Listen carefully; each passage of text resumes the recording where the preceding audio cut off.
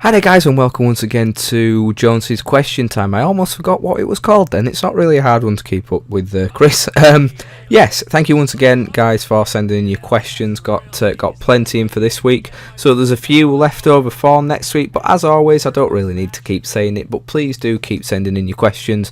The more the merrier with it all, and like I say, the more kind of probing questions, the more weirder, the better. Those are the kind of questions that I absolutely love. But got quite a good little lineup this week, so we'll go straight into it. And the first question comes from TR Gamer on YouTube, who asked me, what is the most awkward situation that you have been in?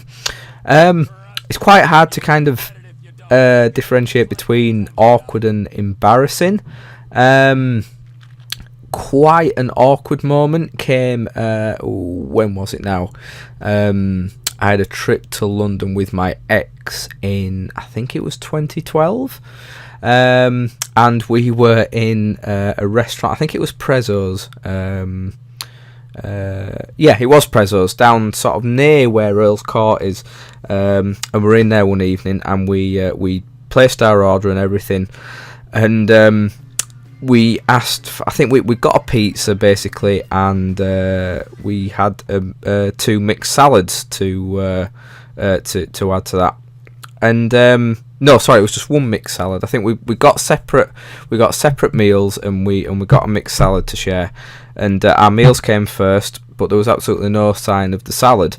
Now, as many people may know in London, some of the restaurants, to cram as many people in as they can, sometimes your tables can be pretty much joined onto someone else's. So the table that was literally right next to ours was quite clearly a businessman, just having a quick tea on his own, and he just received his order, and he had a side of mixed salad, and I saw him looking at it very strangely, as if he hadn't ordered it.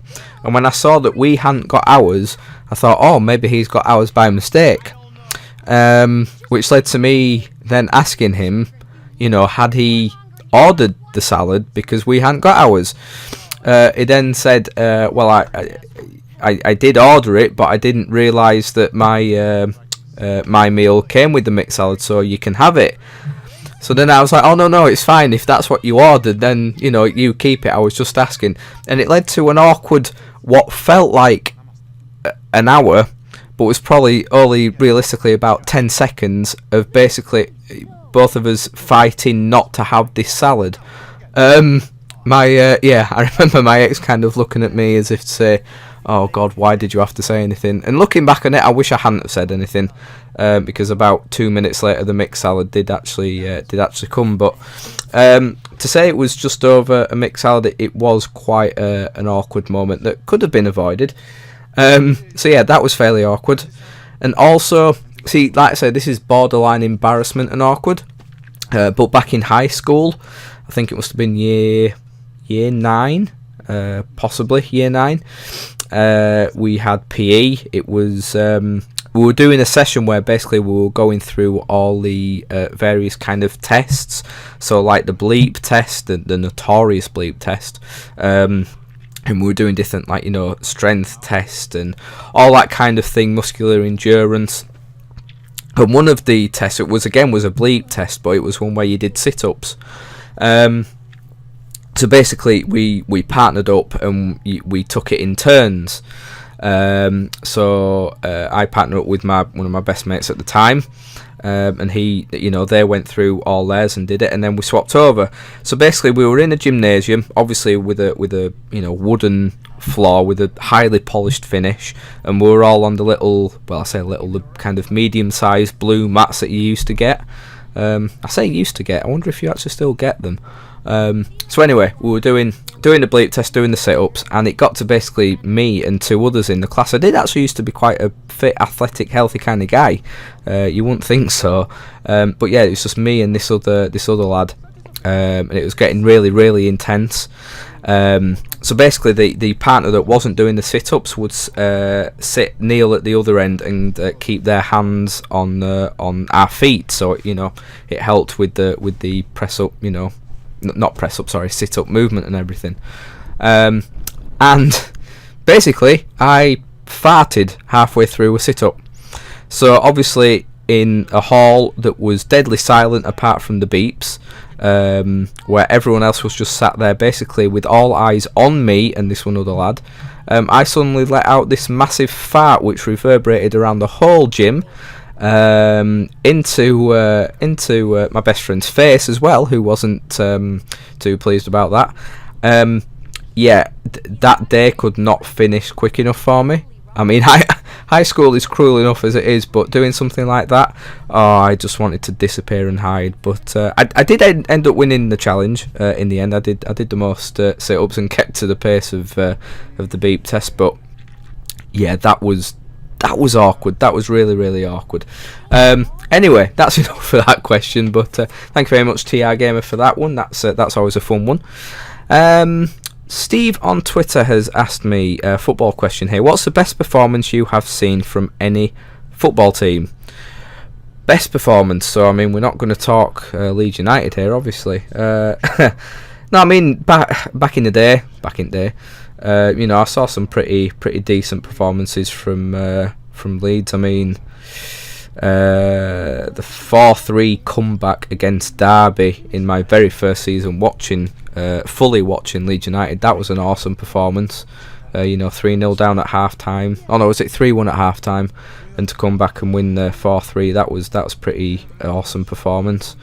I mean, I probably have to go with seeing Real Madrid play at Ellen Road when we lost 2-0 to them in the Champions League. Just seeing, the stars that they had at that time, and I mean that was kind of in the middle of the Galactico period, or was it just kind of before? I mean, they had the likes of Figo, Raul at that time, I think. I mean, I remember, it was such a good performance. I remember it was either before or after the match. All of Ellen Road sort of stayed behind and applauded the Real Madrid team. It was such a special occasion, and yeah, they, as well as we, played against them and the performance we put up against them, I mean, they just showed their class thoroughly. That was a good performance. Seeing the Arsenal team of the early noughties quite a few times. They always put in fantastic performances. I mean, I remember them beating us 4-0, I think. That'll have been 99-2000 actually, just after the whole Galatasaray incident actually. But yeah, they always put in fantastic performances against us. The best performance, I would have to say that the Real Madrid team of around 2000, 2001, or the Arsenal team of the early noughties, because they just always decimated us, let's be honest, apart from when we beat them a couple of times at Highbury. But they liked putting 4 or 5 goals past us. So they were always fun to watch, Steve. Thank you very much for your question there. Moving on to Robert Charlton on YouTube, who asked if I could interview anyone dead or alive, who would it be? I prefer to interview them alive, because interviewing them dead, I don't think I'd get much response from them. Alive, I would, sort of on a personal level, I'd really like to interview Les and Jake.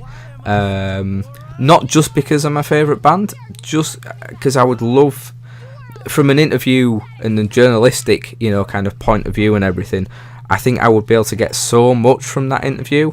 Interviewing a band that has been around for, over 20 years, has never been a mainstream band, but has been, extremely successful within, their own little kind of core and their group and everything. Kind of getting to hear what it's been like for, being in that band for over 20 years, that I think apart from JR, the saxophone guy, they're all been there from the very beginning. So kind of getting the feel of what it's been like being together for over 20 years, being as successful as they are, being the band that has played most times at Warped Tour in America, such a massive festival over there. They've played I think 366 days or something, because I think there was a thing last year of when they were performing that they'd actually gone, like, basically they've performed a year of Warped Tour, the amount of times they played there. I just, I'd love to get the ins and outs of what it's like touring, playing in different parts of the world, because they often play in Asia, they love playing in Europe, and obviously the difference of playing in the homeland of America. I'd love to, see what the difference is, and if they have different set lists or different songs that perform in different countries compared to others. So yeah, on a personal level, Les and Jake, that would be fantastic. Also, Stephen Fry, I think, would be such a fascinating interview to do. Although I do feel it would probably go over my head a little bit, some of the things that he would go into. I get the feeling I would ask a very simple question, yet get a very complex answer from him. But yeah, Stephen Fry is always, when people ask if you could have, 3 or 5 people at the dinner table, who would you have? For me, Stephen Fry would be the first person on that table. So yeah, to interview him would be absolutely fantastic. And interviewing someone who's no longer with us, not so memorable for you guys, but for me, I would love to interview my granddad. I lost my granddad in, I think it was 2010. I'd have been 20 years old. It was my last year at uni. So yeah, 2010, 2011, something like that. The one thing I regret with my granddad is not asking him enough questions about basically his life experiences. He always used to tell me a lot about, the war and the past and history, stuff like that, but I never asked him the amount of questions that I really, looking back, I wish that I had have done. There's so many things that I really want to know now that obviously I will never know. So, to get the chance to interview my granddad again would be so amazing. And, although he did tell me so many things about, World War II and everything, and the personal experiences he went through being in sort of, North Africa and Italy during that time serving. There's so much more I feel I could have asked him back, really. So yeah, that's the one person I would really, really want to interview who's no longer with us. And yeah, like I say, Les and Jake or Stephen Fry would be the other ones, Robert. So yeah, great question there, Robert. And I know you've got another one for me, which I will answer. I will answer next week as well. Moving on to Harry Kelly, once again on YouTube, a question. He's asked me, what would you do if Red Bull took over Leeds United and changed the badge, stadium name, club name and kit, etc.? Well, I wouldn't do anything because it'd be beyond my remit, basically. But I wouldn't be happy, basically, Harry. I would not be happy with that at all. It's something I've always said. When the rumours first came about, a good couple of years ago, about big names taking over us, and Red Bull in particular has always been there over the past couple of seasons anyway. I have always said that I would not feel right and I would not be happy with basically a big corporation like that taking over our club and just changing everything, basically removing the history, removing names of the stadium, changing the club name, changing the kit and the badge and everything. Even if it meant success on the pitch, I still wouldn't really be happy with it. I think if something like that was to happen, you'd probably get a thing on your hands where kind of a second club would maybe, a fan-led club would be maybe created, like an AFC Wimbledon or FC United of Manchester situation.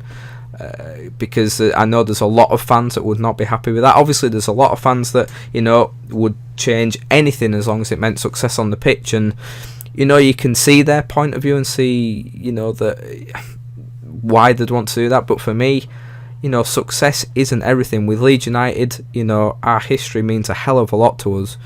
It's not one of these things that you like to constantly bang on about, and we have to create new history. We have to create stuff now for future generations to look back. But if you just think about it, Red Bull changing everything now, and even if we did create history, those future generations will be looking back on a very different Leeds United. It wouldn't be Leeds United anymore.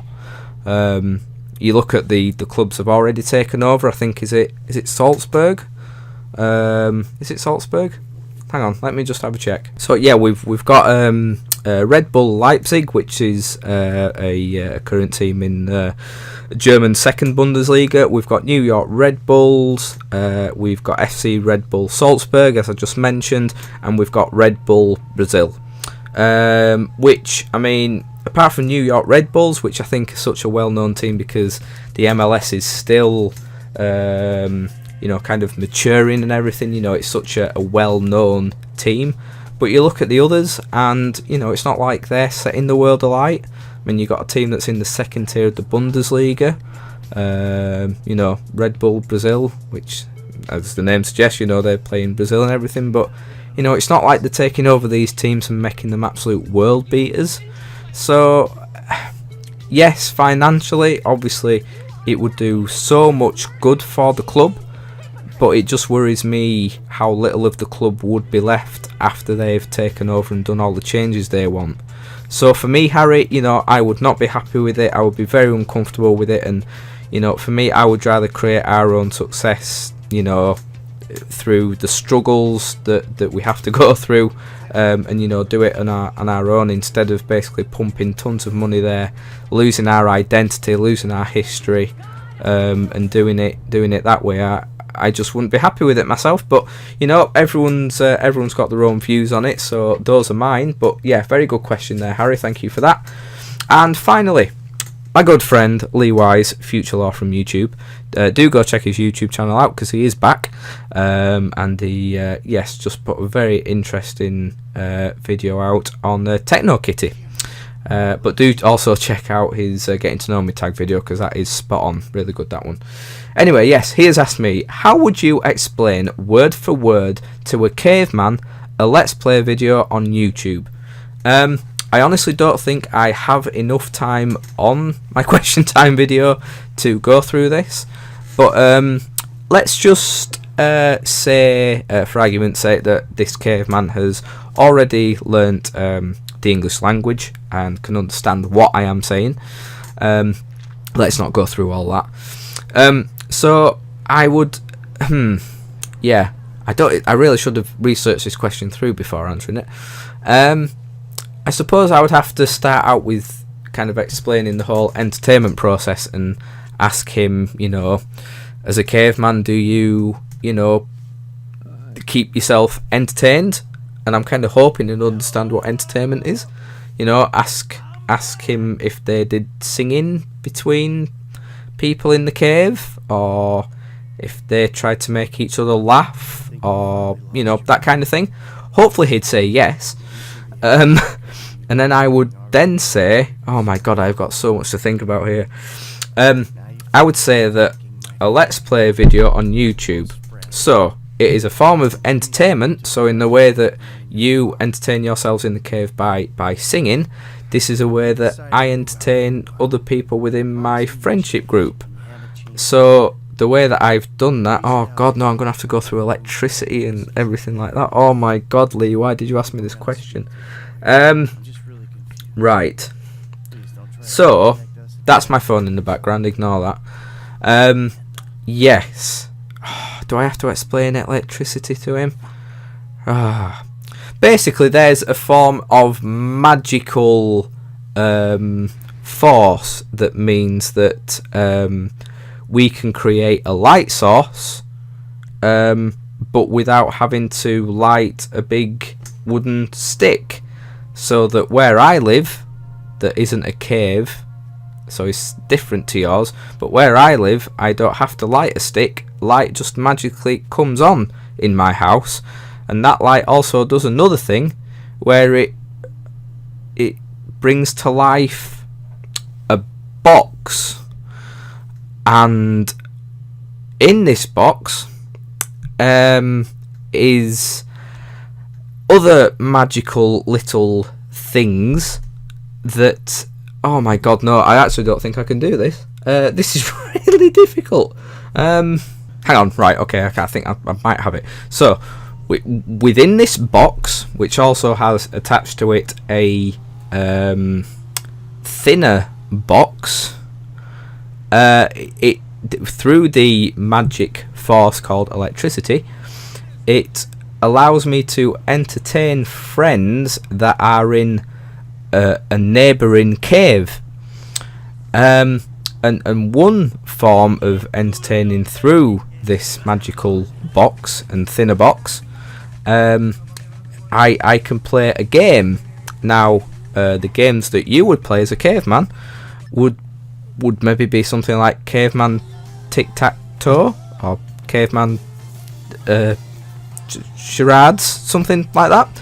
So basically, through this magical box, I can basically do that to people in neighbouring caves. But the games that I play are through the magical box, and whilst I'm playing, let's say Tic-Tac-Toe, I would talk over it, kind of describing it to my friends who are watching from a neighbouring cave through their magical box, through the help of the magical force that is electricity.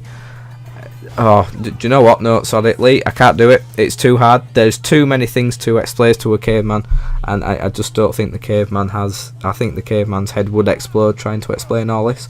So no, I can't do it. I know you asked me how I would, and that is how I would. I would just fail miserably, I'm afraid. So that's me done for this week. Ending on a real low note there. Well done, Chris. But yeah, thank you very much, guys, for all the questions you sent in this week. As I say, I know there's a few questions I haven't answered yet, but I will answer them on next week's show, which will be on the Sunday. I know this is a day later, but yes, all those reasons for why it's a day later will be coming out on my diary. So yeah, thank you very much for watching, guys. Like I said, please do keep sending your questions in, either in the comment section in any of the question time video or at my Twitter at ChrisJonesLUFC. Thank you so much for the support, guys. As always, if this is your first time of watching, then please do leave a like and also subscribe. That would be greatly appreciated. And until next time, guys, I will see you all very soon.